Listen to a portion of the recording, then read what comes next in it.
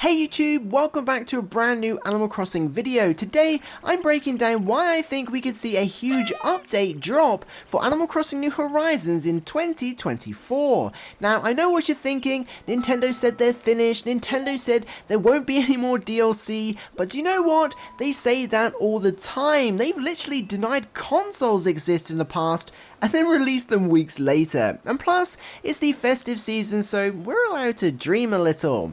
Anyway, as you know, once the holidays are out of the way, we will of course be approaching the 4th anniversary of Animal Crossing New Horizons, which is just insane. The game is still in the charts, still selling tens of thousands of copies every week, and of course remains the best-selling Switch game in Japan, and the second best-selling Switch game in the world, so Nintendo would be crazy to ignore this game simply from a monetary standpoint. But if you're looking for clues that maybe they are working on something, there's some out there. Animal Crossing New Horizons' 4th anniversary is a pretty significant number. Since the series debuted in 2001, we've rarely, if at all, had to wait longer than 4 years for either a completely new game or some kind of expansion or spin-off.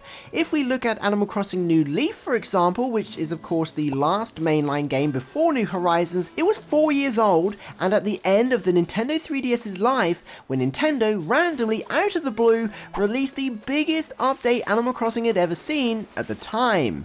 But what's more important to draw from this comparison is Nintendo chose to update Animal Crossing New Leaf a year after the Happy Home Designer spin-off released, and a matter of months before the Nintendo 3DS and Wii U successor, the Switch, released, which if we look at the timeline is very similar to the current timeline with Happy Home Paradise and the ever-growing rumours of the Nintendo Switch successor. So to me, and by simply observing the series timeline, it seems the right time to breathe new life into a game that's already in 43 million pairs of hands.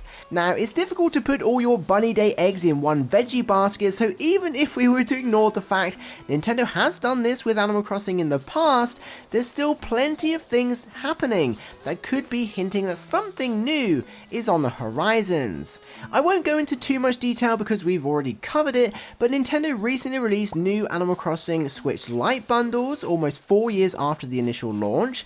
Next year we're going to see the first ever LEGO Animal Crossing sets, which according to the LEGO community are just the first of many. Animal Crossing New Horizons continues to collaborate with aquariums all over the world to create real-life New Horizons experiences and promote the game. Countless Animal Crossing merch continues to release, including cups, bags and snacks as part of marketing campaigns again to promote the game, and it seems Nintendo are also happy to renew licenses to release even more Animal Crossing trading cards, which once again keeps Animal Crossing fans on their toes and excited about the game. So even ignoring past trends, with the sheer amount of marketing taking place for the game right now and into 2024, it all seems a little too much if Nintendo aren't planning something. Now, I've said for a while I think we'll see a spin-off at some point, most likely next year, but honestly, with everything that's going on surrounding Animal Crossing and as we approach the 4th anniversary, I'm not ruling out Nintendo doubling back and releasing an update to New Horizons. It would be the easiest approach. It would allow Nintendo to see if people are still invested with Animal Crossing 4 years later without releasing a new game that may not perform as well and is easy and low cost to distribute. Why release a game when you can revitalize an existing one? Even though it would probably be free, the attention it would see would draw even more game sales, so makes sense. Now, we could probably spend hours talking about what an update could bring to New Horizons, and maybe that's for another video, so if you have any ideas, be sure to drop them in the comments and maybe we can share them in the future. But there has been a few missed opportunities for New Horizons in the last few years, from missing shops and characters to quality of life updates, so there's certainly a lot they could do.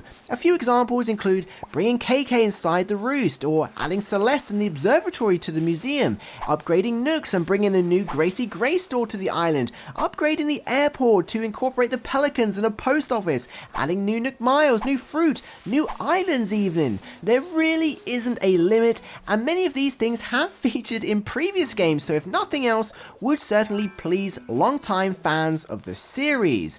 So yeah, I'd be very surprised if we didn't see something, to be honest. But if you want to see my wish list for a new update or a breakdown of things Nintendo could still add to New Horizons in another video, let me know in the comments. Of course, if you made it to the end of the video, be sure to comment update, just to let me know you did. That would be super awesome. And as always, thank you so much to the Patreon and channel members for supporting this content.